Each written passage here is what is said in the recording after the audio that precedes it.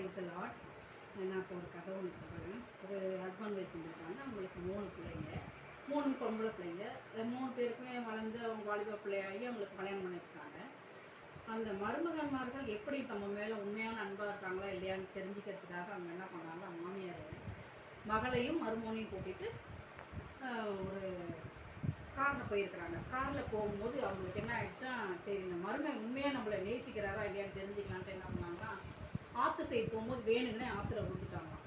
விழுந்துட்டோடனே அப்படியே மருமகன் வந்து பதவியோ அத்தை அப்படின்னு போய் காப்பாற்றி வீட்டுக்கு கூப்பிட்டு வந்துட்டாங்க. அப்போ அந்த அம்மா நினச்சாங்க, சரி உண்மையாகவே இவருக்கு வந்து நம்ம மேலே ஒரு பிரியம் இருக்குது அப்படின்ட்டு, பாசம் இருக்குது அப்படின்னு அந்த அம்மா வந்து ஒரு கார் ஒன்று கிஃப்ட் பண்ணாங்களாம்.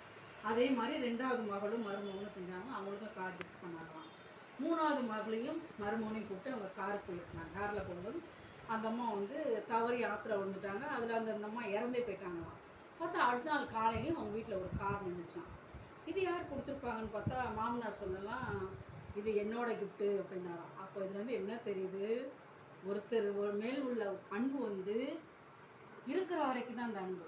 அவங்க இல்லைன்னா அவங்க மேலே இல்லை, உண்மையான அன்பு கிடையாது. நம்ம மேலே உண்மையான அன்பு வைக்கிறவர் நம் தேவாதி தேவன் கர்த்தாதி கர்த்தர் ஒருவர் மாத்திரமே. Praise the Lord.